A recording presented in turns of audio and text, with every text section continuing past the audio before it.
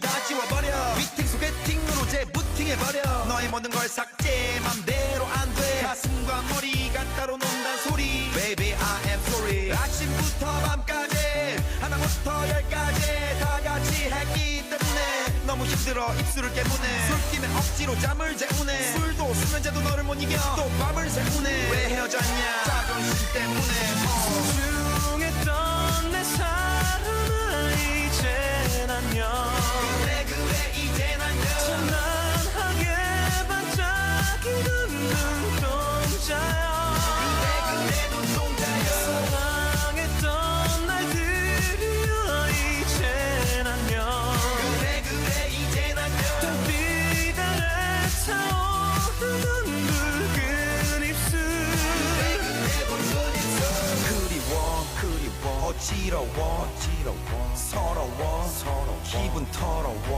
One more time 그리워 어지러워 서러워 기분 더러워 하나뿐인 목숨을 바치고 같은 날생을 마치고 나 같은 놈에게 이 모든 걸 사치고 다치고 아디오스 소중했던 내 사랑을 이젠 안녕 그래 이젠 안녕 찬란하게 반짝이는 눈동자야 그래 눈동자야 사랑했던 날들이여 이젠 안녕 그래 이젠 안녕 달빛 아래 타오르는 붉은 입술 떠난다면 보내드리리 뜨겁게 안녕 잘 자요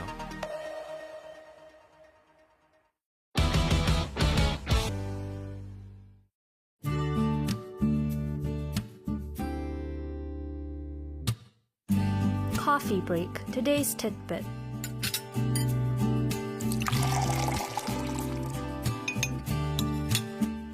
All right, it's time for our coffee break. Today's tidbit. Joining us in the studio, as she always does every weekdays, Angela. Angela, hello to you. Good afternoon, SJ. Oh, that is posh English.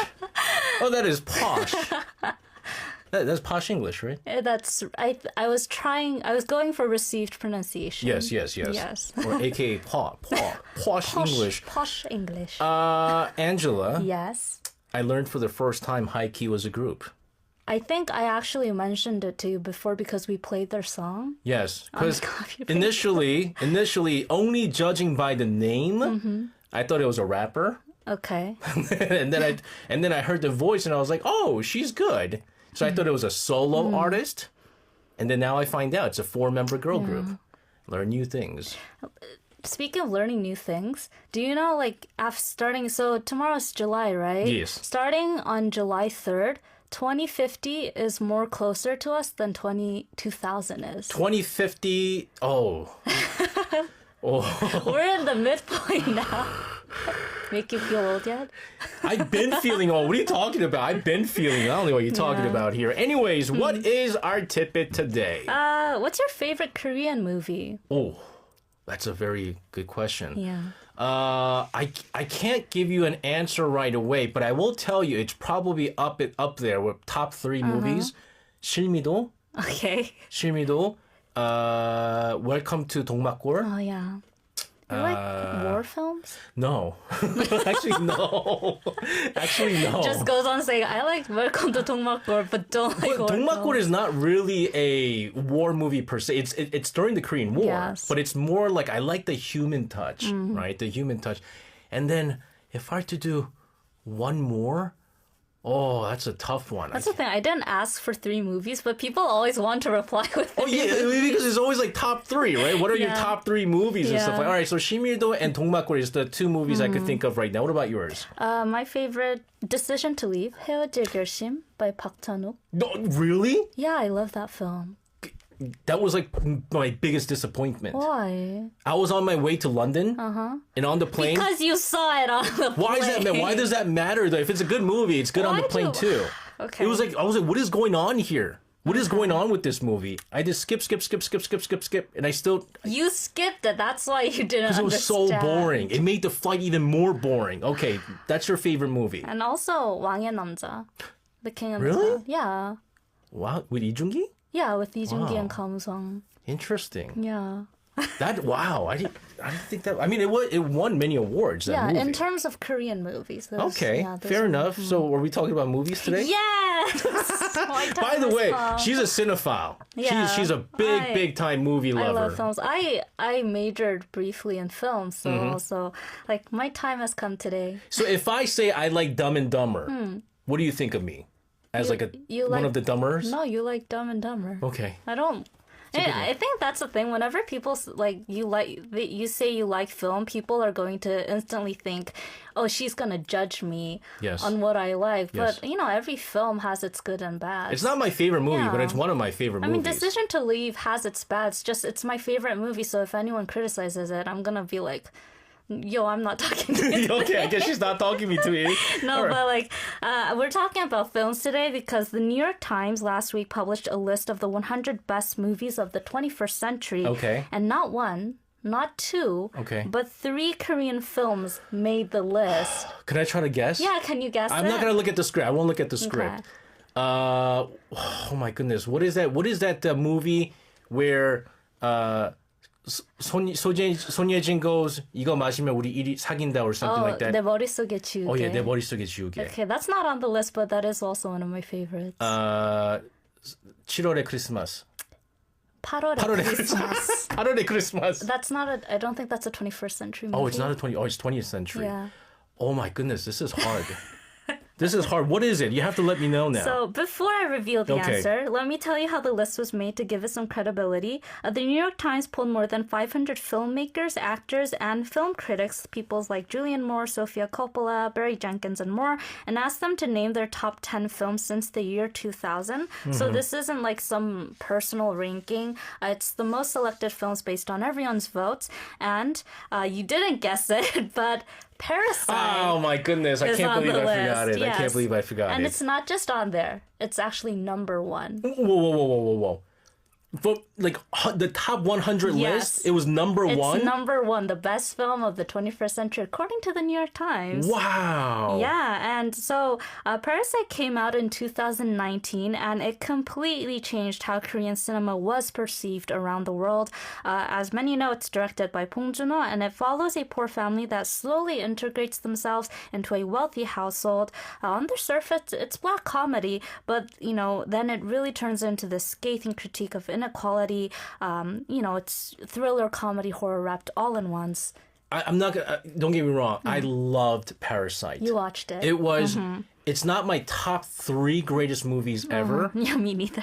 but just story-wise, the cinematography-wise, just everything-wise, it's like if you described it as a wine, it was just balanced. Yeah. I mean, you can understand why it won so many awards, Yeah. why so many people like it. In fact, what is it? Where is it? Claire Hardiker says Parasite would be on that list, obviously. Well, it's Yeah. number 1. Yeah, I was actually surprised you didn't mention it. Eugene says Old Boy. Old Boy happens to be one of my top 5 favorite movies. Old Boy is on the list too. Oh! We're going to talk about it. All right. Anyways, let's talk Yeah. about Parasite, But though. before we go into that, so to, just talk about how many awards Parasite won. It won the Palme d'Or at Cannes, became the first Korean film to win Best Picture at the Oscars, and raked in over $250 million worldwide. It also won Best Director, Best Original Screenplay, and Best International Feature Film. And in fact, it was the first non-English film ever to win Best Picture at the Oscars. No, I remember this. I mean, it was such a big deal. Yeah. It really was a big deal. But again, I can understand why it's number 1. I'm just still very shocked because when you're talking about the 100, not just the 100 greatest Korean movies, 100 movies of all of the 21st century, all Exactly. movies we're talking Yeah, about. and as I mentioned, Old Boy is also on the New York Times list. This one is ranked at number 43. That movie is like a total cult classic. It's brutal, it's twisted, it's oddly poetic because it alludes to Greek tragedy. Have you watched it? I watched it like 10 times. Okay, so of course there's the iconic hallway fight scene filmed. It's almost like, have you ever watched Goodfellas? Yeah. Goodfellas is my favorite movie all time. Really? Yes, Goodfellas. And that famous scene where he goes under to the club and stuff like that, it's kind of like that where they made it into one cut, right? One cut scene. Yeah. Do you like Quentin Tarantino? I do. Okay. I liked That Kill Bill, right? That tracks, yeah. Yeah, I like to Kill Bill, all three of them. Yeah, so that the Old Boy is famous for that scene, and John Turturro, one of the actors who voted for Old Boy, said the movie is romantic, disgusting, and absolutely. fun. It all is at very once. disgusting. Yes. So if you want to understand it, you might want to watch it. Oh my goodness, I just got a sneak peek into the third one. So we had Parasite at 1, Old Boy at 43, Yeah. third Korean film. You didn't guess it. That would be Memories of Murder, 살인의 추억, ranked at 99, another film by Bong Joon-ho. So Bong Joon-ho basically starts and ends the list of the best 20 films of the 21st century. Top 10 favorite movie. Yeah. Top 10 And favorite I remember movies. you said you liked Song Kang-ho. I do. Yeah. I watch a lot of movies with Song. If I just find that Song Kang was in the movie, I just watch it. Yeah, I don't even look at the review. Yeah, Memories of Murder stars Song Kang-ho. This one is a brilliant blend of true crime, dark comedy, and social commentary, as many of Bong Joon-ho films does. Quentin Tarantino, famous for Pulp Fiction, Kill Bill, and Once Upon a Time in Hollywood, among others, called it one of his favorite films since the 90s. So, yeah, it's a great film. Very quickly, though, why do these three Korean films resonate so much with the global audience? Well, though? I think it's because they go beyond cultural borders. They're Korean, yes, but their themes are deeply universal. And Korean filmmakers like, Bong Joon-ho and Park Chan-wook really push the boundaries of genre and storytelling, so it makes sense. I like today's tidbit. Me too. Because I could talk about it without sounding uncultured. All right, we're going to take a short song break before we come back. This is Day 6 with Man in a Movie. With Man in a Movie. We're talking about movies. We're very excited. Angela's very excited. I feel very cultured today. We should make a segment. Yeah, a movie segment. That's not a bad idea, to be honest with you. It's culture. It is culture. The New York Times 100 best films of the 21st century. But what about inside Korea? Like, are there films on the list popular domestically as they are internationally? Good question. So, because there's actually a big gap between what international audience consider Korean classics and what Koreans themselves go out to watch, there are, these are huge films in Korea as well, but South Koreans also put a lot of emphasis on the 천만 영화, or the 10 million mark, which, divides critics and the audience.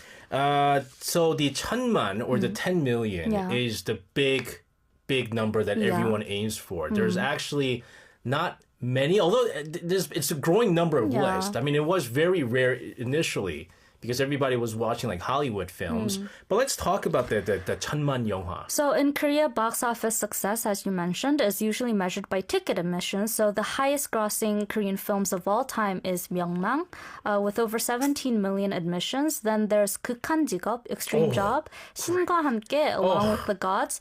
These are massive hits, but they're not really what international, film fans talk about. The so Admiral, much. the growing currents is overrated, guys. I agree. It's very overrated. It's. I mean, I hate to say it. I mean, I admire the guy, but it's just an overrated film. So films like Parasite or Old Boy may have a bigger footprint abroad than at home. Yes, and when you look at the New York Times list, you realize that Western critics often highlight Korean films, that are more auteur-driven or subversive, unlike Western films that need to be box office hits and well-made at the same time. So okay, so that's quite an interesting divide, to be honest with you. I think it shows how success can mean different things in different places. Okay, so what are then other films that people outside of Korea like? If you look at rankings from the Internet Movie Database or IMDb on popular Korean films abroad, you'll see names like, I think one of our listeners was mentioning it, 부산행, Train to Busan, 아가씨, The Handmaiden, 악마를 보았다, I Saw the Devil, and even recent hits that we mentioned on Coffee Break, like Lost in Starlight or High Five, which is gaining traction internationally. 아가씨. Then we had is that the one with... That's also by Park Chan-wook. It's about Kim Tae-ri and... Oh, okay. This is the one where I mistaken to the other movie. Yes. The other movie. Okay. You mentioned earlier Park Chan-wook, right? Park Yes. Chan-wook known for his dark sort of movies, Yeah. right? He has the series, Old Boy, and he has the 친절한 금자씨 and Exactly. stuff. There's a new movie that's coming from him? Yeah, so his new film is named 어쩔 수가 없다 or No Other Choice is the English title. It stars Lee Byung-hun in the main role. It's about a man who's laid off and pushed to the edge while trying to find new work. It's based on Donald Westlake's novel The Axe, and the cast is also stacked. It stars Son Ye-jin, Park Ki-sun, Cha Sung-won, and more. Oh my goodness. Lee Byung-hun is one of my favorite actors. Mm-hmm. Park Ki-sun, one of the most underrated actors I out there, agree. in my opinion. Is this anticipated globally as well, though? Absolutely. So it's being distributed in North America by the same team behind Parasite called Neon, and it's already generating buzz for the next Oscar race. What's the Oscar race? Basically, it's one film's campaign to be nominated for the Oscars. The Academy has over 5,000 voting members, and nominees are selected. It's a long process, but the goal is to be, one of the 5 final contenders. Park Chan-wook, unlike Bong Joon-ho, has never won an Oscar, so a lot of film fans are looking forward to it. Oh, this is cool stuff. It would be exciting to see another Korean director, right, take stage at the Yeah. Academy Awards like Yeah. Bong did. Of course, but of course there is the funny incident when Bong called the Oscars a regional film festival. Yes. Yeah, but I still think it's meaningful. What other films were on the New York Times list very quickly? I want to mention Past Lives, directed by Celine Song, which came in at number 86. Though it's not strictly a Korean film, Celine Song was born in South Korea, and the film also stars Greta Lee and Korea-based actor Yoo Tae-ho. Both were born to Korean parents as well.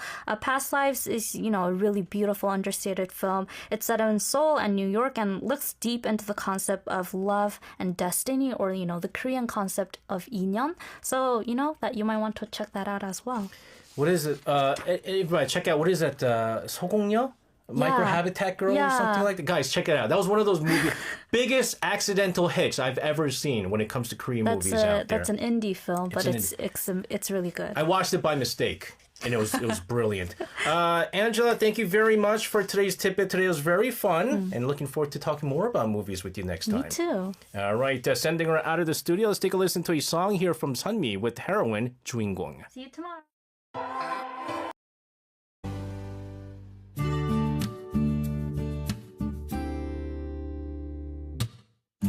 Coffee break. Today's tidbit.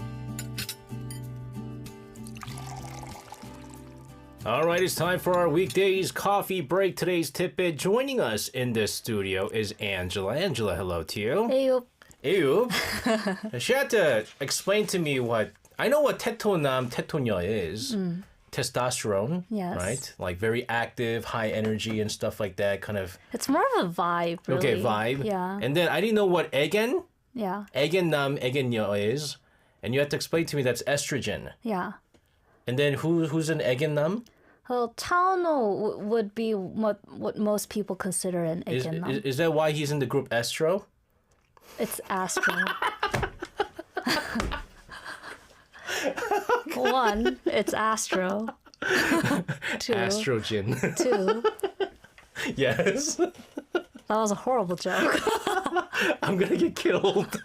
What? Why? I'm gonna get killed by his fans.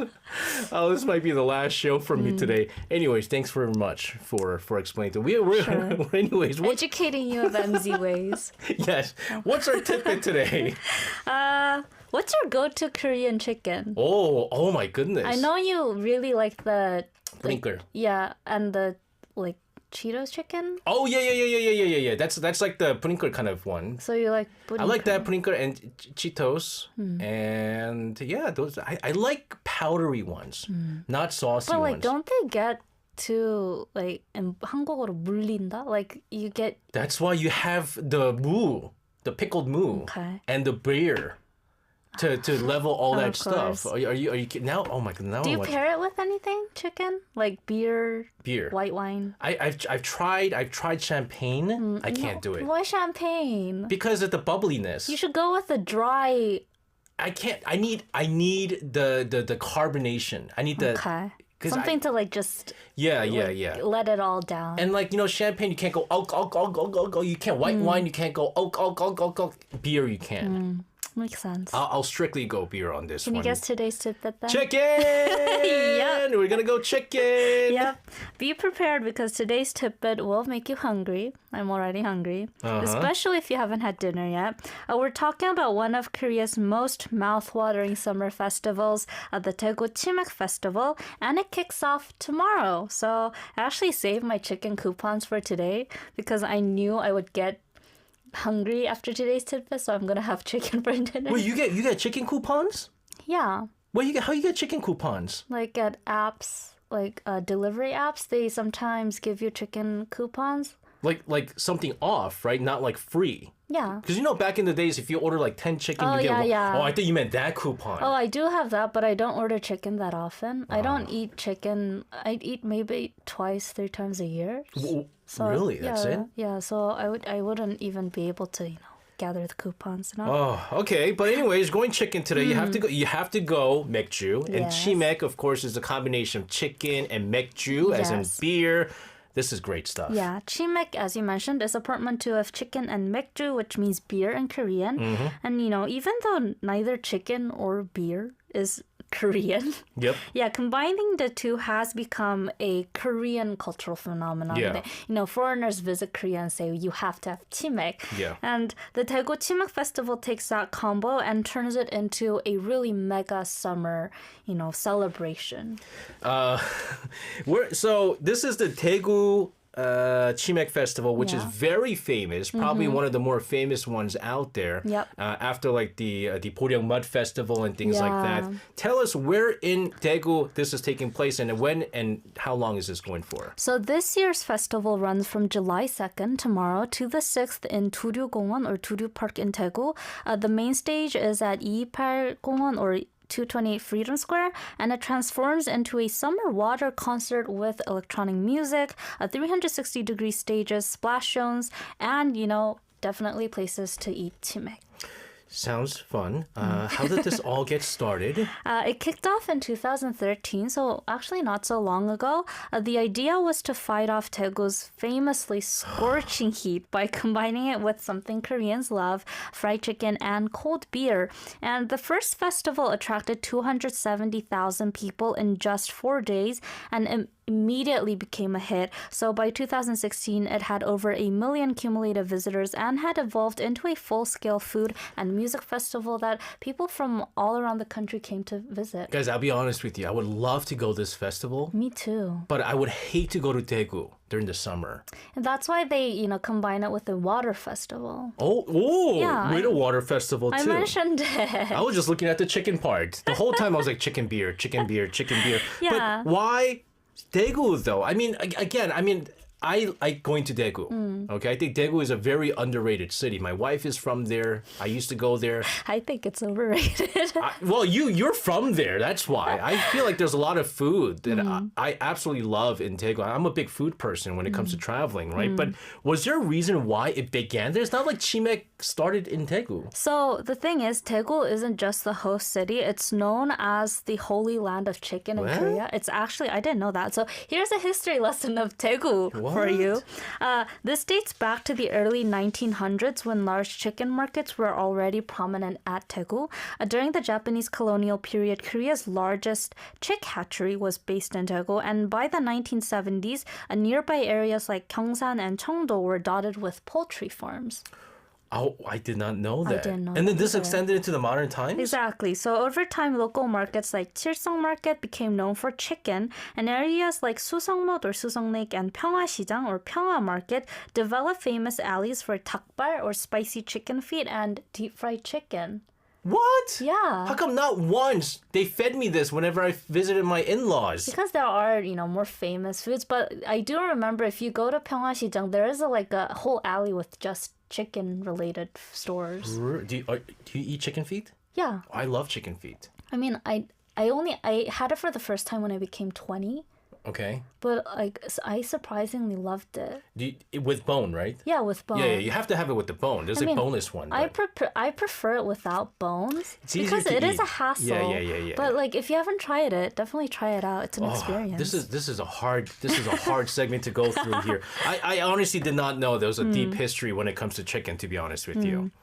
And, in fact, this deep-rooted chicken culture gave rise to iconic chicken brands. A lot of famous chicken brands in Korea, M, P, H, even K, they all started in the Daegu, Gyeongbuk area. I didn't really. Yeah, K is Okay. actually native, not native, it's from Daegu. Oh wow. Okay, so besides the obvious appeal of chicken and beer, what else draws people into this festival? Well, besides chicken, there's live K-pop, EDM, ice cafes where you can dip your feet in icy water, theme zones like the Chimek Beach Zone, premium heard about lounges, this. and the club for night vibes. So there's something for everyone. What about the underage folks who can't get involved with the chimek, just the chick? Yeah, but so despite the beer, the very first festival actually had a huge turnout of high schoolers. And of course, they weren't drinking, but they were there for the chicken, music, and energy. And, you can always have cola.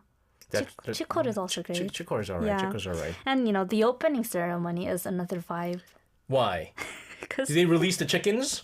there's a ceremony for chickens. Oh my goodness. So the opening event is the chicken memorial ritual to honor the countless chickens sacrificed for human enjoyment. It's kind of funny, but it's, sincere. You mentioned events at the festival. Let's talk about some of the big acts for this year. So the 2025 lineup is stacked. On July 2nd, Cheonga and Bang Myung-soo open the festival. Then you've got BIM Plosik on Thursday, Kwonwonbi Plosik on Friday, Dindin on Saturday, and on the final day, Yundeon Band or YB will be there for the finale. There are also throwback acts like REF and Space A on other stages. Oh my gosh, Flowsick is coming out here. He's come back, huh? Flowsick is a native to New York. Hold on. I thought I read somewhere something about You can find it during the song break. Oh, no. I thought it was something else. But anyways, okay, this is a really, really good, festival to check. Yeah. But very quickly, is there a way to get in early or book ahead? There are premium reserve zones. You can book through Ticket Link. It's 85,000 won per table of 4, and it comes with 6 beers, 4 chicken-themed headbands, and a 60% discount to Daego's 83 Tower. Just a heads up, you need to be over 18, and the tickets can't be refunded or changed on the day. So if you want them, think twice. All right, there you have it. We're going to talk more about the Chicken Festival and more chicken. For first, let's take a listen to a song here from Chang Mi-yeogan with Addictive Chicken, 마성의 Chicken.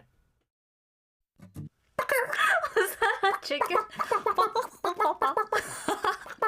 I make very good animal sounds, by the way. I do a very good cow. Try it. I do a very good cow. You guys, close your This is so ears. random. Close your ears. I do a really good cow. Okay. Go. Check this out.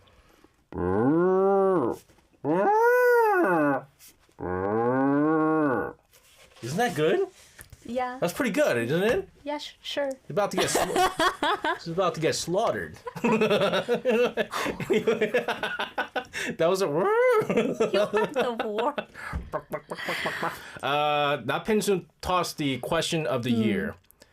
양념 or 후라이드? Fried all the way. All the way, none, without even thinking? I don't like 양념 so much. 양념 is so good. I don't like how it gets soggy. Like sometimes Because you're not crave eating it. fast enough. Eat it fast. I am a slow eater. Oh, yeah. That's why you don't gain weight. That's like IU. IU doesn't get weight because she's so slow. Anyways, fried though has to be the 옛날 chicken.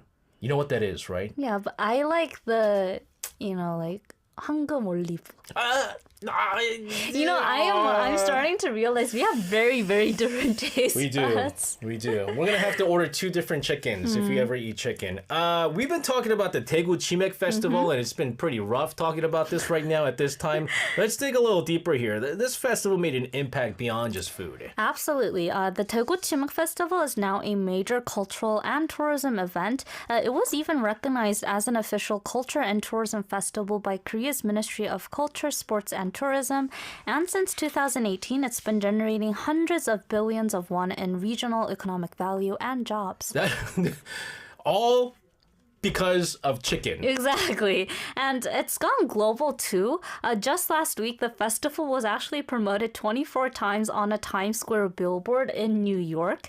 Daegu City is working with travel platforms also to draw in international tourists. And I have heard a lot of foreigners are actually going there. Number of our listeners were talking about the Daegu Chimek Festival. They've heard about this. This is incredible, really. And, it's kind of like Korea's own Oktoberfest. Yes. Have you been to Germany before? I've been to Germany before, but not the Oktoberfest. Oktoberfest. Yeah. And well, this year, the Daegu Chimek Festival has introduced things like the Chimek Ice Pub and Beer and Chicken Cook-Off, and even interactive zones like Come to Egg Island and the Chimek Game Zone. So, like there are a lot of also events happening there. A beer sounds so good right now. Right? My mouth is actually literally watering right now. Like it started off with me going, man, chicken sounds good right now. But Yeah. right now, because of the heat and the humidity. I knew it would end like this. That's why I was preparing for it. Are there any local pride around this festival? This is actually funny. Daegu even has a football club called Chimek FC, wow. founded in 2018 by the festival volunteers. They compete in the K6 League, and their uniforms are, you guessed it, bright yellow like fried chicken. That's a bit much, to be honest with you. Yeah, and so as we've seen today, with the opening ceremony, memorial ceremony, and Chimek FC, the Chimek Festival is kind of funny, lighthearted. It's really a meme magnet. In 2018, the heat wave was just phenomenal. I don't know if you remember it, but like Seoul was hitting 40 degrees. Oh yeah. Yeah, and back then when they held it, people joked in Daegu that they were grilling chicken with Daegu sun itself. No, again, Daegu is brutal summers. Yeah, and hence the nickname Teprika, a combination of the words Daegu and Africa. And so that's why the festival leans into it with themes like Teprika Watopia and the Blood Horror Club. So it's like horror-themed beer zones and Chimek zones. So, if you're into the thrill on summer nights, that's also there for you. I wasn't gonna drink today. Today's my no wine day. Oh, really? But no wine day means means yes beer. yes beer day. Oh man, I'm gonna go home with a beer today. I can't do it. Angela, this is a terrible segment today. I'm gonna pass the chicken. I'm gonna pass the chicken. No, you have to have No, the chicken on a Tuesday is too much. That's for tomorrow. I have to watch Nanan Sola and eat chicken. Okay. That's tomorrow. I gotta go beer today. I have to go ice cold beer today. Angela, thank you so much for this. Have a enjoy your chicken. I will. Let See us you know how it is. We'll see you tomorrow. tomorrow. Sending her out of the studio. Let's take a listen to a song here from Kim Jin-ho of SG Wannabe with Chimek.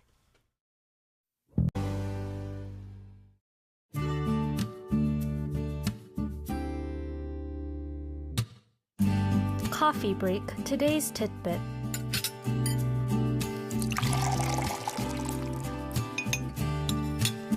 All right, it's time for our weekdays coffee break. Today's tidbit. Joining us in this studio, Angela. Angela, hello to you. Hello. Angela, so the month of July, we're doing this thing, the Imitation 성대모사 contest. Yes. We have 2 contestants. We have 2 more coming in today. Everyone wants to know, well, actually, Arif wants to know, can you imitate anybody? I can't imitate anyone. Literally, I am terrible at imitations. Nobody. But I can do accent. That's not really imitation. I will tell you this. You do if you just stand still, just stay still, you do a very good imitation of your older brother.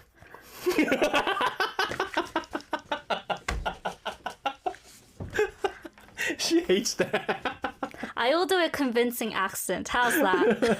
A convincing accent? Yes. Of what country? I have to get this right? Why not? Oh, do it. Right now? Do a very good convincing accent. This will be your imitation. You could be that person from that Okay. country. Okay, go. Go. Do you like competition of survival programs? Like British accent? Yeah, I can do that, can't I? I don't even think you're gonna make the qualification. What about this one? What? Like talent shows, cooking competitions, idol auditions. Is that British again? It's somewhere in the United Kingdom. What is that? I don't know. I want you to guess it. I can't. We have a lot of UK listeners out there. Get it right. But what are we talking about today? I just asked you. Oh, I didn't even understand what you were saying. I don't even. Is it because it was good or it was that bad? No, I just can't understand accents, strong accents. Seriously? Yeah. Do you like competition or survival programs? Oh, I used to. I used to. Yeah. I used to watch Superstar K all the time. Yeah, me American too. Idol. I used to watch that. American Idol. That was the thing back then. It was. I mean, I used to like it. I don't watch it as much. Why do you Yeah. ask? Well, do you like it? Well, as I mentioned, I watched Superstar K, but it lost its appeal to me. It did. Yeah. I mean, but I just might start watching again because recently, I don't know if you've heard about it, but World of Street Woman Fighter. Oh, I know Street Woman Fighter, the dance competition. AK Supa 3 has been making waves, and Korea's team called Bums Up is actually on fire right now. Bums up. The team's name is Bums Up. Okay. I met, what is it? Is it, oh, no, what is it? 1 million? Oh yeah, 1 million is 1 million. also... 1 million is one of the more popular dance groups right there. I met them last year. Cool. That was pretty cool. Yeah. But I've heard so much about the show. Now they're on the 3rd season. Yeah, so Bums Up is a team where all the top Korean dancers came together. Their mega crew mission video hit over 12 million views in just 4 days. Even government agencies and major companies jumped into the YouTube comments with, playful reactions. And, I thought maybe we could take a quick look at it before we get deeper into it. Our producer wants to know what bums up means. I was going to actually mention it later, but it's... Is it what I think it means? Basically, yeah. It means... But also, it's also, Korea tiger. Oh. 호랑이. In Hanwon is pom. Yeah, so it's kind of like the Tiger's Korean, up. Korean energy. I thought it was like 엉덩이 up. It has both meanings. Okay, because it's a dance group. crew. That's why. All right, so let's watch this video that you have for us. Let's take a listen. This is pretty cool. Oh my goodness. This is super cool, right? So, That's a whole group? yeah. That's one group? It's a mega crew. Oh my god, that's so many. Yeah. So, for people who aren't watching it on YouTube right now, we're showing a clip of Thumbs Up. They're doing this fan dance. You can hear a lot of, Korean elements incorporated into the song. And since it's a mega crew, they're using a lot of people to create these very, intricate motions. And it's, when you see it, it's just really chilling, and it just gives you... Oh no, this is cool. It has a Yeah. lot of Koreanness in it. It's both Exactly. traditional and modern. It's a nice. Exactly. Oh my gosh. And it's actually a full cultural moment now. The piece we're just seeing is titled 몽경 꿈의 경계에서, which means at the boundary of dreams. And it takes us on a journey through a young girl's dream world. That's this girl we're seeing right now. Oh, and she just woke up. Yes. Oh snap! Whoa! That was scary. You want to see the rest of it, right? Maybe look it up later. But yeah, it's a dream world. It's kind of a nightmare. It was directed by the team's leader Honey Jae, and it blends contemporary choreography with Korean traditional elements like 상모 돌리기, 상모 spinning, 부채춤, the fan movements we just saw, and even 사물놀이 percussion that we can hear in the song they dance to. I'm not gonna lie. I mean, it's really hard to choreograph with that many members. Exactly. It's art. It's really cool, and they were also wearing traditional Korean clothing. Yes, right? The dancers are wearing kat. If you saw it, the traditional black hats that Korean men used to wear. They look like Grim Reapers or guardians. They can be both, and that's the concept of the dance. Actually, 저승사자 or Korean Grim Reapers, trying to prey on the young girl in the dream. Oh, 나펜수 says Honey Jae 저승사자가 진짜 멋있던데, right? Yeah, exactly. So She that's got the it. Grim Reaper there. Yeah. So they grew to be this viral group, basically. Yeah, and their storyline is a full underdog arc. Despite being, like Avengers-style team made up of 9 top Korean dancers, Honeyjae, Aiki, Lee Gabi, Lijung, Nojae, Hyujin Choi, Lipjae, and Monica. Oh my goodness, they're all in the same group? They're all in the that's same- cheating. That's cheating. But that's the same for the other really? teams as well. So each, they gathered the best dancers of each world. Don't they each have their own country. crew? Yeah, so they each have their own crew, but they made this team just for Korea. Oh, this is like the World Cup. Yes, exactly. So this is like the South Korean national team. Exactly. And, you heard of all these Oh, dancers. no, absolutely. I personally Yeah. like Nojae a lot. But the thing is, they started off with back-to-back losses in the competition, and other crews even labeled them as the worst crew. Oh, that's messed up. Okay, so then this mega crew mission that we just saw. This was the mission. Yes, so this mega crew mission just flipped everything. The performance didn't just go viral, it redefined their standing. Their view count hit 10 million in 3 days, and then 12 million in 4 I'm pretty sure right now it's even higher. And for the studio that produced this, that is really record breaking. And suddenly this so-called worst crew was being called Korea's pride. I mean, these are big, even for someone like me. I don't follow religiously. I haven't watched any episode of Supa before. Me neither. But I know them. I know all Yeah. these names. They're very popular. Yeah. That means that there's a reason why they didn't call me to join the team. This is Supa, woman fighter, women only. So this isn't just about dance anymore. This is national identity. Yes, and that's why government organizations like the Cultural Heritage Administration and the National Intangible Heritage Center even left comments on the video. They said it's a performance worthy of being preserved in a museum, and even the Korea Antique Art Association joined in saying they'd support Bums Up till the very end, and I think a lot of Koreans are thinking the same thing. It made me think, seeing their outfit. I think one day I'm gonna do a show with the cut on. That would be cool. I think the cut it's really cool. I wanna wear one too. You can buy a cut, right? Yeah, and cuts have these very fancy katgun. Yeah. I want to have that too with beads. And, No, because I know that a couple of years ago, remember, what is that, the zombie drama, Kingdom? Yeah, that actually brought on a very a phase for cuts. Yeah, people from all worldwide. around the world that were walking around the streets with the cut on. I was like, what's going on here? Fashion really comes around. No, but yeah, that's kind of going way back and around, Yeah. Like a cot. I'm going to have to find out how much those cots are. It can't be that Yeah. expensive, to be honest with you. But this is incredible, Angela. Yeah, and it's not only government organizations, public institutions, and even very famous companies in South Korea, movie companies, even police departments are posting witty messages on the video of Bums Up and their mega crew video. And I think this just shows how deeply dance can touch people, and even beyond dance fans, even people like you and me who aren't interested in dance fighting competitions. The whole country is getting together to cheer them on right Yeah. now. This is the That's World incredible. Cup. This is the World Cup right now. I mean, we got national pride on the line here, ladies and Exactly. gentlemen. This is great stuff. Before we go into a music break here, you chose a song here. What song is this, and why did you choose this? This is Echo by Hoshi and Uji of 17, and it's a song that was made for the program, so let's take a listen at it.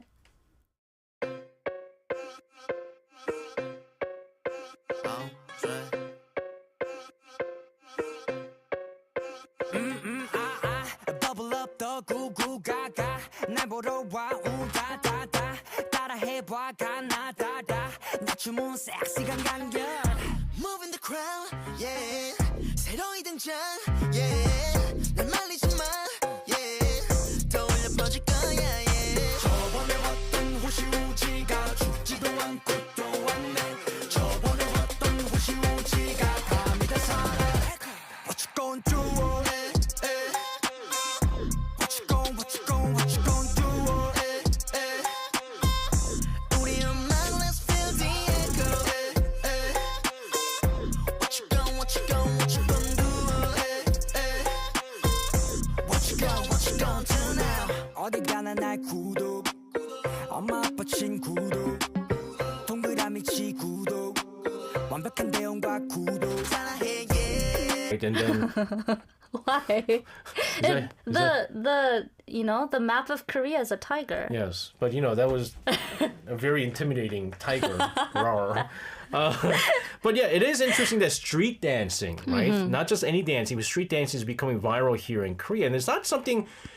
Korea is known for dancing, but I feel like street dancing is completely different. And it's Yeah. just recent that it's really become big. And it's also, Korea, street dance isn't traditional per se, but so street dance actually comes from African American communities in the United States, like break dancing in the Bronx. Popping. Pop and lock. Locking, yeah, in California. So it evolved outside dance studios, in clubs, parks, and block parties. And in Korea, the scene started picking up around 1999 at the turn of the century, especially after international crews started visiting during hip-hop festivals. Do you know who Popin Hyunjun is? Yeah, of course I do. His name is Poppin Hyunjun. Oh gosh, Papin Hyunjin, I missed that guy. But when did it become mainstream? So around the early 2000s, Korean b-boys started winning international competitions, and that helped shift public perception. Shows like Street Women Fighter in 2021 made street dance a household phenomenon. I remember back then everyone was doing this dance, like What is that dance? Hey Mama? Hey Mama, there you go. Hey Mama, there Hey you Mama go. dance Hey and Mama. the cigarette dance, smoke dance.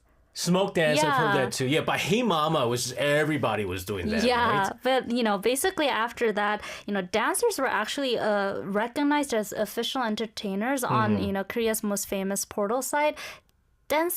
Dancer became like recognized as an occupation. Before that, it wasn't. So it was actually a big cultural shift for South Korea. You know who I really like? Who? Jay Black. Do you know Jay Black? No. Oh, Jay Black is he goes from Jay Black to Jay Pink sometimes, Okay. where he dances in like heels too.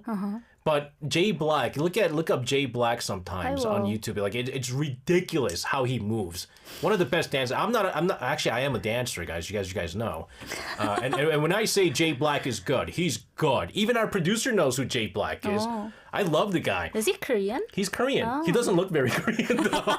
Like he had dreadlocks or something? He has that too, and he's he doesn't look very Korean. Yeah. But I love seeing how cultures blend like this, and it's evolving too. Yeah, exactly. And, Bums Up is actually a perfect example of blend, dance styles, and fused with Korean traditional, as we just saw.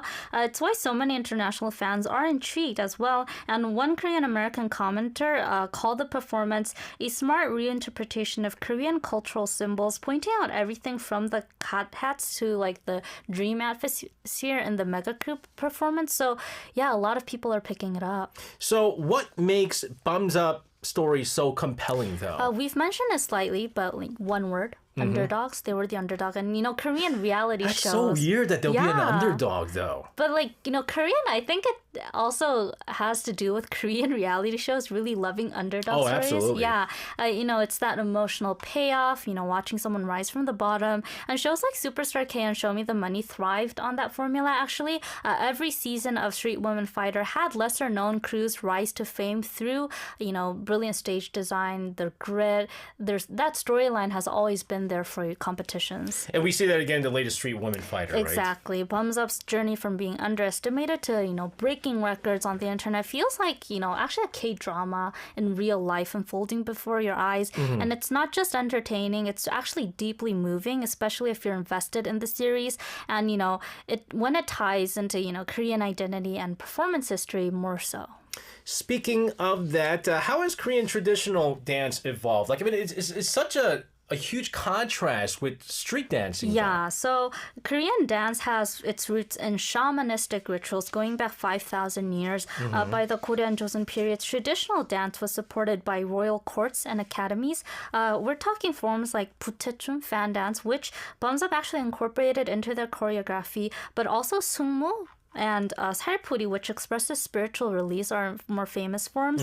And Korean dances are more known to be like fluid and very emotional, and often performed with traditional instruments and symbolic props. So it is quite different from street dance. I could see the Puchechum, the fan dance, be really infused into modern dance. Like I could see that happen. But we're seeing pieces like Bums Up's Mungyang Yes. integrate those very elements into street performance, as our listeners saw with that clip, right? Exactly. And, it's very Korean, but it can be also very global at the same time. I think the international popularity shows how well these hybrid concepts really travel. And, a lot of people are trying to do it more these days. But what about like other dance survival shows? Like has Supa influenced the genre in Korea? Yes, definitely. So since Supa first came out in 2021, there's been Street Man Fighter, actually, Street Dance Girls Fighter, and even Stage Fighter, which aired in 2024. All my friends were actually watching this.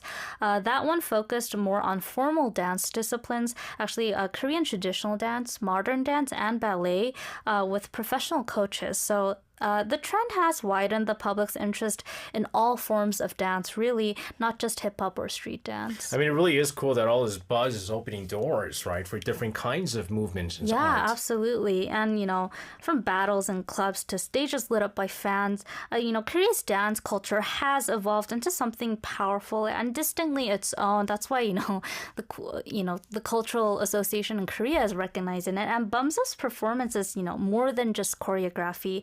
It's a statement about Korean identity, Korean pride, and also Korean artistry. So I think they're doing amazing. And I'm really looking forward to the finals. No, it's cool. Even Yeah. for someone like me that don't know anything about dancing, it's cool. It's art. Yes. It's not just dance, it's art.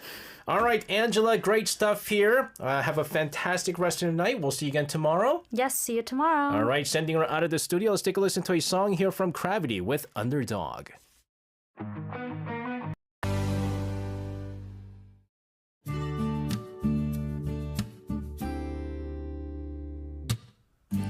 Coffee break. Today's tidbit.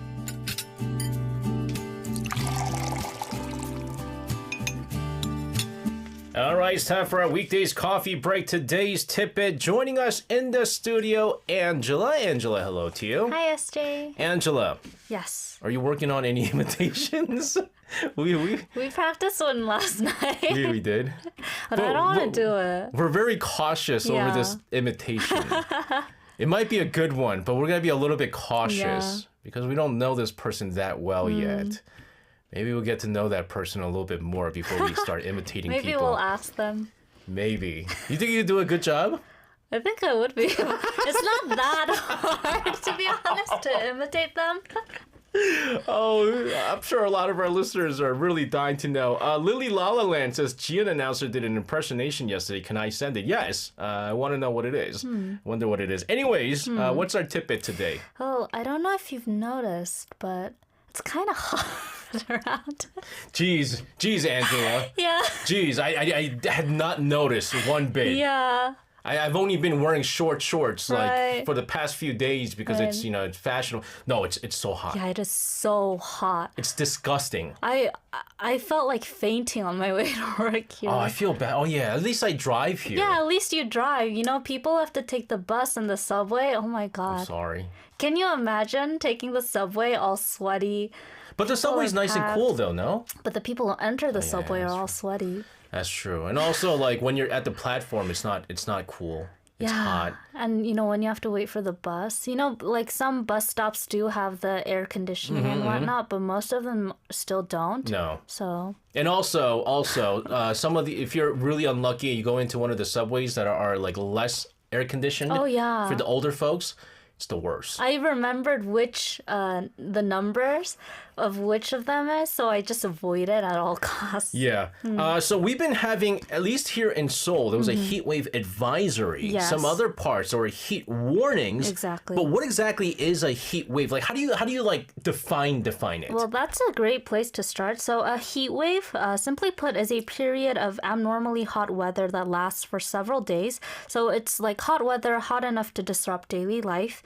And here in South Korea, we specifically issue a heat wave advisory when the feels like temperature is forecast to hit 30 degrees Celsius or more for at least 2 days. If that number jumps to 35 degrees Celsius, like it has been in Daegu, it becomes a heat wave warning. Yeah, I mean, it's a 2-degree difference, but those 2 degrees makes a huge difference. Yes. But it's not just about the thermometer or the mercury readings.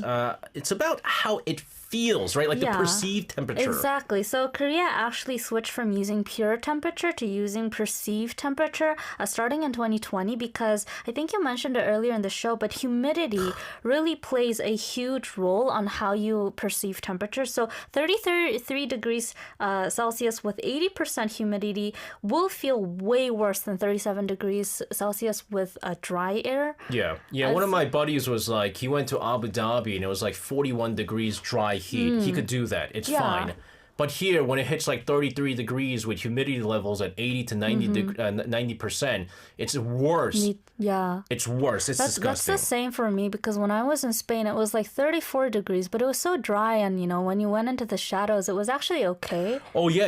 That's Yeah. what he was saying too. Like, if you go to Yeah. Abu Dhabi, it might be 41 degrees outdoors, but if you go under like the shade, it's Exactly. like 27. Like, drops down so But much. then in Korea, even if it's only 29 degrees and the humidity hits like 83% like it did yesterday or today, It's suffocating. you can't breathe. It's suffocating is the word here, Yeah. which explains why summers here in Korea are so brutal. And you step in, and right off the bat you get slapped in the face with the humidity, and it's like sauna. Exactly. And actually people joke that it's like you've become a 찜만두. Yes. Yeah, you've become a dumpling, a walking dumpling during Hoppang summer. right now. Yeah, in South Korea. So it's not just hot, it's also very sticky and, it doesn't let up at night either, which is worse. That's when you get 열대야 or tropical nights when the temperature doesn't fall below 25 degrees Celsius even during the night. And that's terrible because that's Yeah. been affecting my sleep these days. I can't fall asleep. But what, don't you turn on your air conditioning? Not in my bedroom. Okay. Because if you turn on the bedroom air conditioner, like it gets cold. Okay. So it doesn't hit that. So I just turn on the fan. But then I don't know why, but maybe it's the high pressure, the barometric pressure outside. But like my body doesn't feel good. You know what I mean? Yeah, but I understand. So what I do is I just turn on the air conditioning in the outside of my room and then go into my room and get under the covers. This is so bad for the environment. It's like, It is, but like I have to get sleep. our producer says if you sleep with the fan on, your mouth gets twisted up. No, that's if you sleep on the floor. That's Korean saying. Yeah, if you sleep on the floor, I know that actually does happen. That's actually not even a myth. I've seen someone's mouth get like kind of like paralyzed on one side because they slept on the floor, on the cold floor. It actually does happen, but it does. I feel like every summer we're going. It's the worst summer. Yeah. It's the worst summer. It's just getting worse and worse. Like, are we just having a bad summer, or has it always been like this? So it is definitely getting worse. According to data from the Korea Meteorological Administration, the number of heat wave days has increased 1.7 times since the 1970s, and tropical nights are up 2.1 times. So in the 2020s, we're seeing around 16 to 17 heat wave days and 13 tropical nights per year on average.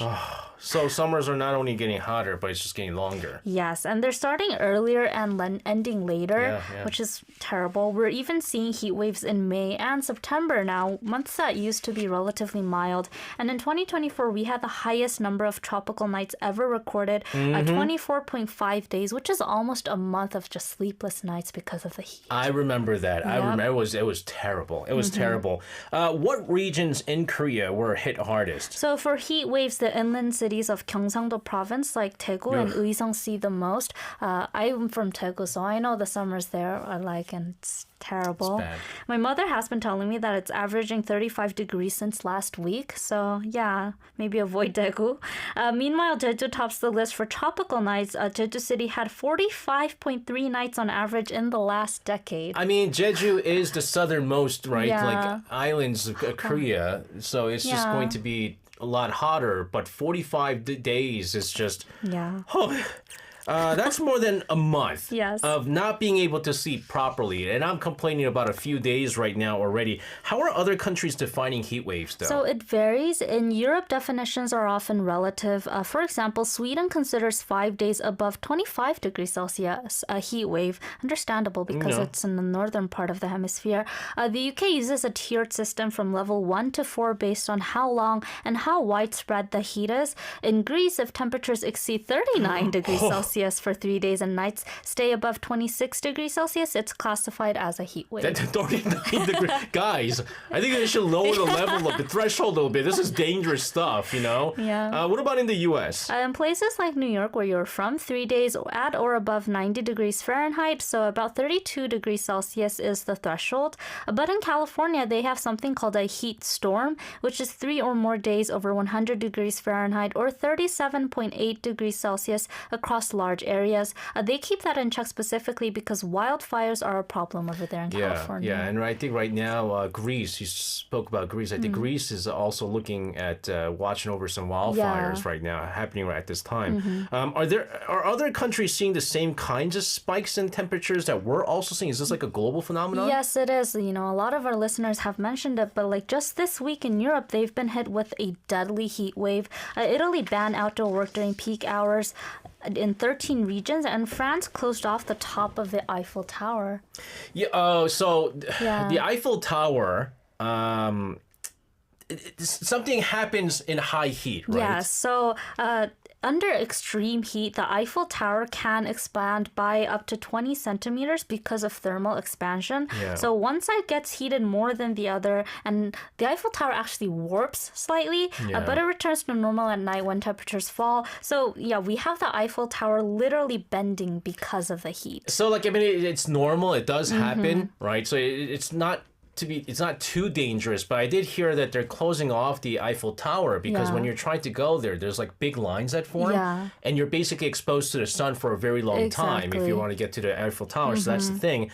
But I saw also what's happening over in Portugal. Yes. Portugal is seeing outrageous heat. Yeah. So in Portugal, which saw its mercury going up to 46.6 degrees Celsius on June 29th, the extreme heat created a rare cloud formation that looked like a giant tsunami. I prepared a photograph of it. It looks like something from a sci-fi movie.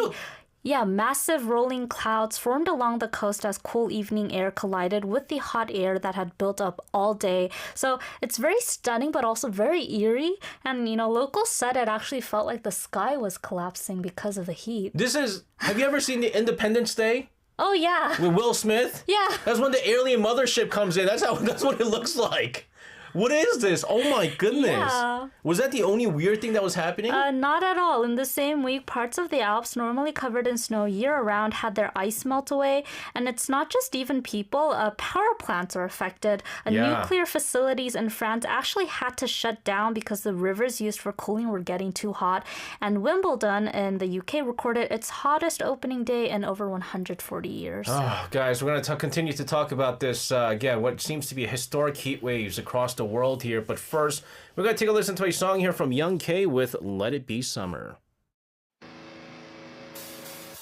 Let It Be Summer, as we're talking about, I should be saying Let It Be Winter.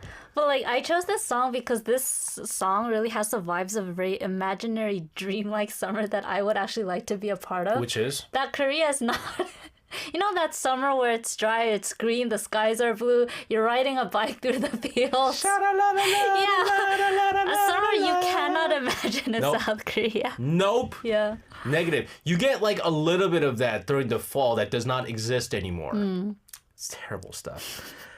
Since we've been discussing heat waves, Angela, I think this is very important here. What should we do when a heat wave hits? Any tips? Number one, stay hydrated. Yes. Yeah, seriously, that's most important. And stay indoors if you can.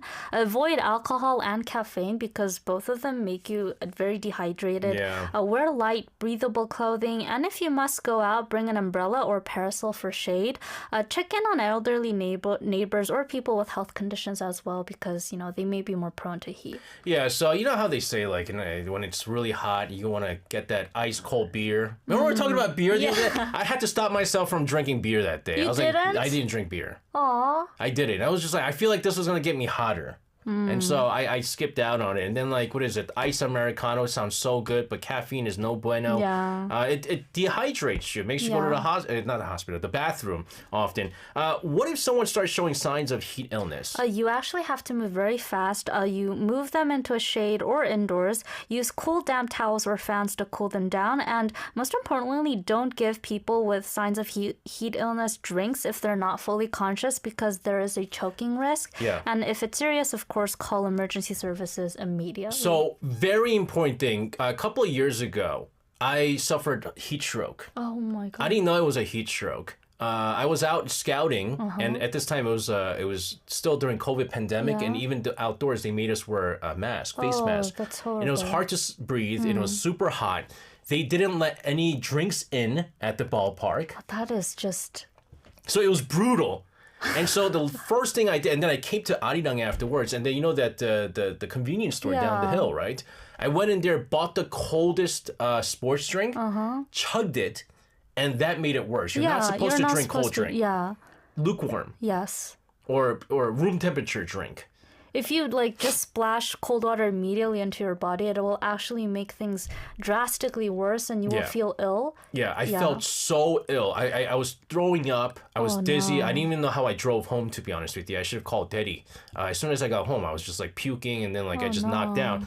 Terrible stuff, guys. Terrible stuff. But how does climate change tie into all this? Like, are these heat waves just the new norm now? Unfortunately, yes. The World Meteorological Organization and Intergovernmental Panel on Climate Change, or IPCC, both say heat waves have become more frequent, more intense, and longer in almost every region in the world since the 1950s, and it is actually accelerating. And how does climate change tie into all... Oh, sorry. And what is actually causing... I feel like I'm having a heat stroke right now. What's actually causing all of this? It's mainly due to high pressure systems forming in the upper atmosphere. They trap heat near the ground and prevent cloud formation. And combine that with less wind and climate warming, you have a heat wave. And the thing about Korea is location and the fact that it's surrounded by water. The geography doesn't help. No, not at all.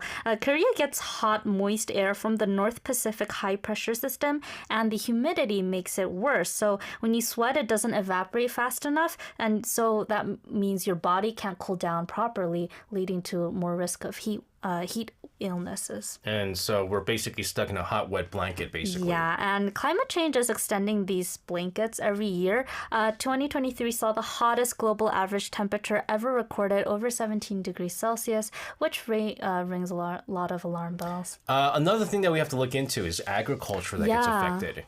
So if it's hot but there's no rain, the soil dries out and crops can literally get cooked at the at the root. Also, heat increases urban energy demand, so we see blackouts happening. Plus, people with heart conditions, respiratory issues, or kidney disease are especially vulnerable to the heat. Very quickly, I feel like we need to share this even though we're running out of time. You have an interesting tidbit here. I do. Oh, yeah. So living with heat actually isn't new. Funny tidbit, in 1484, during a brutal summer, King Seongdong reportedly ordered the release of some prisoners, excluding violent criminals, because he feared they were suffering too much in the heat. So it's been around, and we have to learn to live with it. Definitely so. All right, Angela, this has been brutal talking about the heat here, but stay cool. Everybody stay cool. Angela, thank you very much for this. We'll see you again tomorrow. See you tomorrow. And sending her out of the studio, let's take a listen to a song here from Shipsenchi with Tropical Night, 열대야.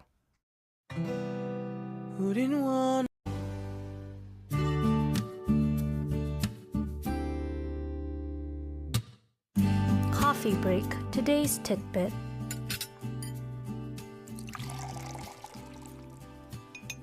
All right, it's time for our weekdays coffee break. Today's tidbit. Joining us in the studio, as she always does, Angela. Angela, hello to you. Hi, SJ. How's the weather treating you?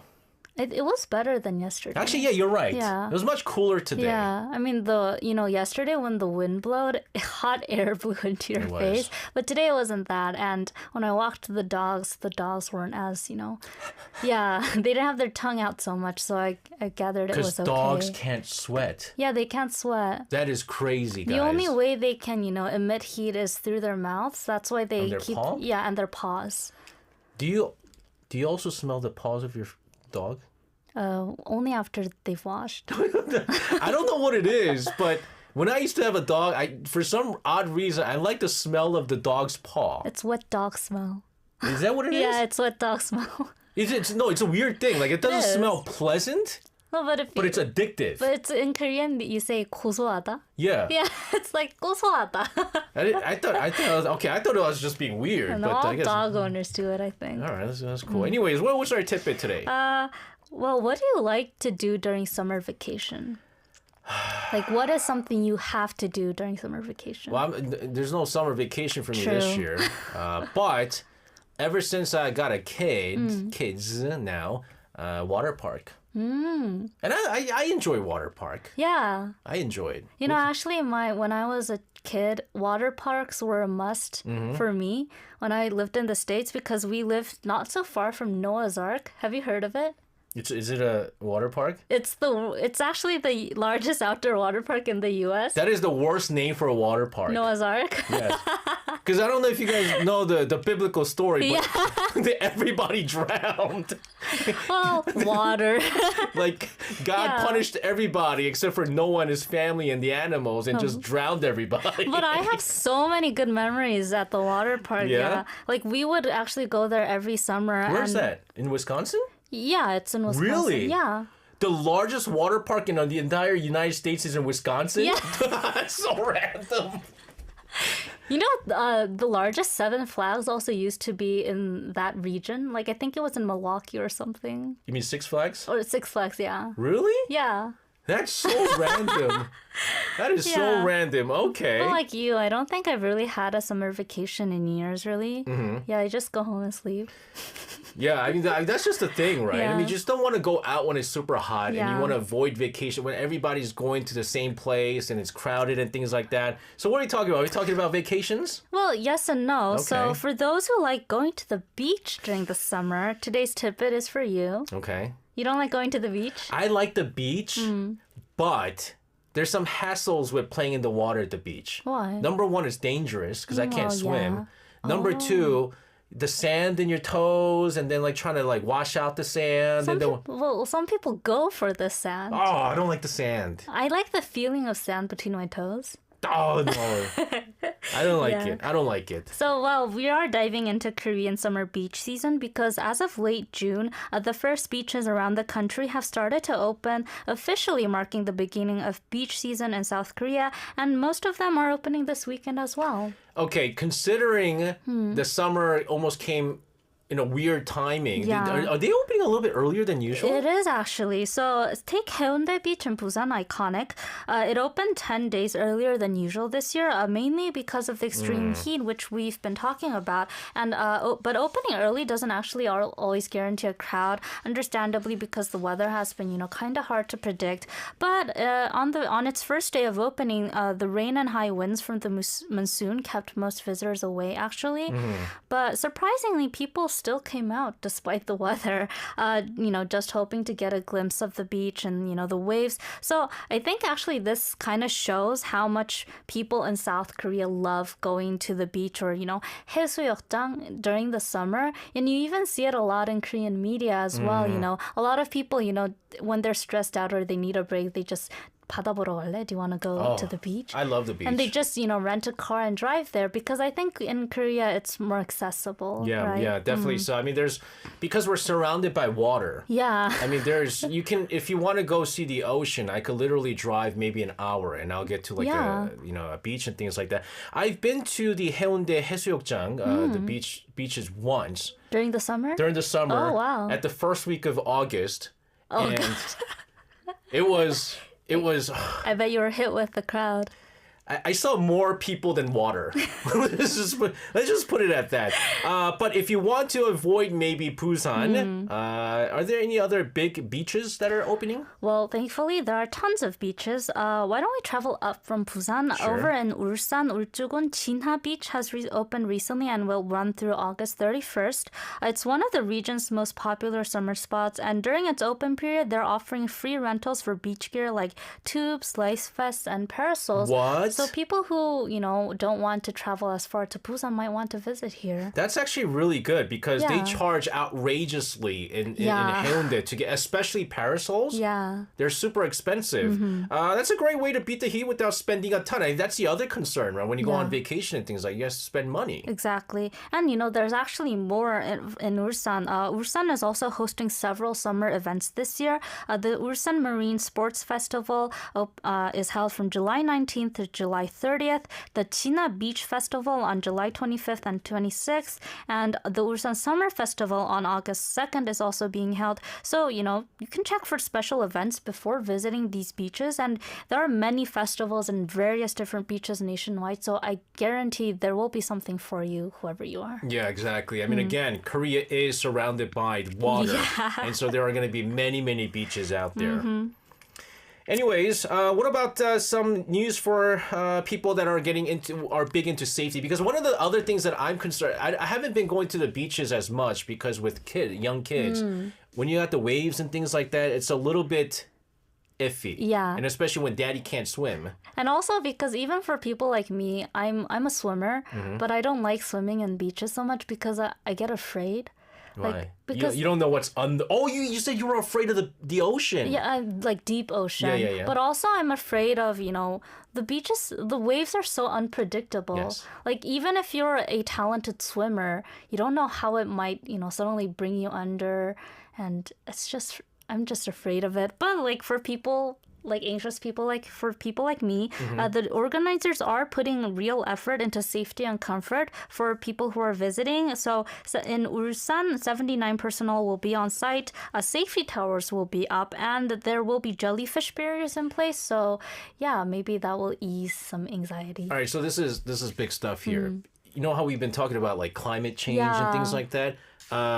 Jellyfish barrier is a real thing. There's some serious issues with jellyfish, especially with the current climate issues. Yeah, so jellyfish stings have become way more common than shark attacks in South Korea, and they've become a real hazard in recent years, as you mentioned, especially with the rising sea temperatures and the fact that jellyfish, they wash up upon the shore and then they dry out. You think they'd be safe, but if you accidentally step on them, you can still get stung and get poisoned. So you have to be careful for that. And it's great news that, the beaches are taking account for that and they're trying to prevent these accidents. That's right. And I think we mentioned this before, unlike what the media tells you, you can't... urine does not help with jellyfish stings. Yeah. It might actually make things worse here. Yeah. But again, the whole idea that Korean beaches aren't just scenic, right? But it's also like very structured. Absolutely. So Korean beaches are typically organized and designated with safety in mind. Good news. Compared to narrow mountain valleys or packed water parks, beaches can accommodate huge crowds with open visibility. So actually it might be safer in some ways. Most beaches don't restrict outside food or beach toys, and you don't get that strong chlorine smell like you do in water parks. So, it's always a great spot to relax and to go during the summer. But there is the ocean smell. There is the ocean smell that you can be kind of put off with it. Yeah, the salty air is polarizing. I know friends who love it. I personally don't like it so much. Yeah. Yeah. And it depending on where you go, like it smells more. And the other thing is like when you get like, whiplash by the wave and then like sometimes you swallow some water. I know chlorine water is bad, and I know what people have been doing in there, but salt water, it's just, Yeah, but still, for many Koreans, the beach is, the quintessential summer destination. So, yeah. Why don't we listen to a classic summer song before we go? You call this a classic? This is like so recent. No, I actually did a different song, but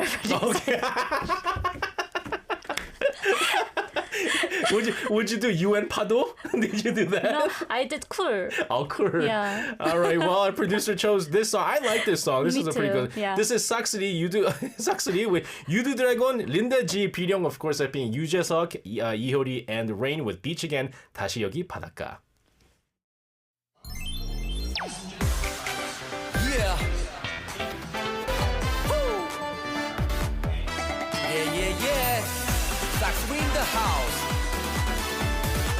Cook. That was Saxony with Beach Again. 다시 여기 바닷가. Angela was like, this song is a lot older than you think. I had no idea 5 years has passed since this song came out. You can call it a new classic. Oh my goodness.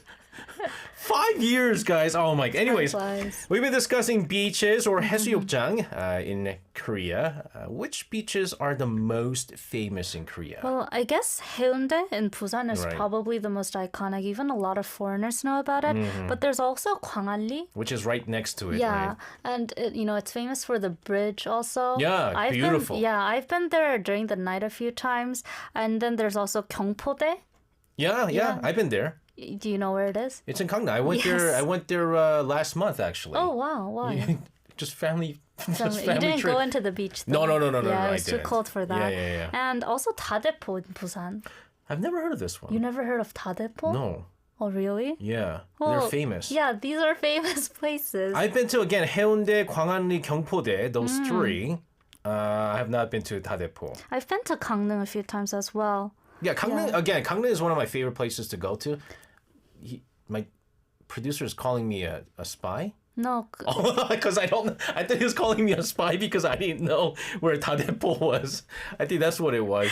Yes. Anyways, how many beaches are there in Korea? There are over 270 officially designated beaches across the country and many others that are unofficial but still popular among the locals. So if we add that, almost 300 beaches just in this tiny land, really. So actually the number reminds us that we do in fact live in a peninsula. No, yeah, absolutely. Again, we're surrounded by water, right? But how do you choose which beach to go to, though? Well, you might be interested in what beaches have to offer. There are now pet-friendly beaches for people who want to bring their dogs. Oh, okay. Tell us about that. So in Gyeongsangnam-do province, 26 beaches are opening this summer. Many of them smaller, quieter alternatives to the massive tourist-packed ones like Haeundae. Among them is Myeongsa Beach in Kojae, which became Korea's first official pet-friendly beach in 2023.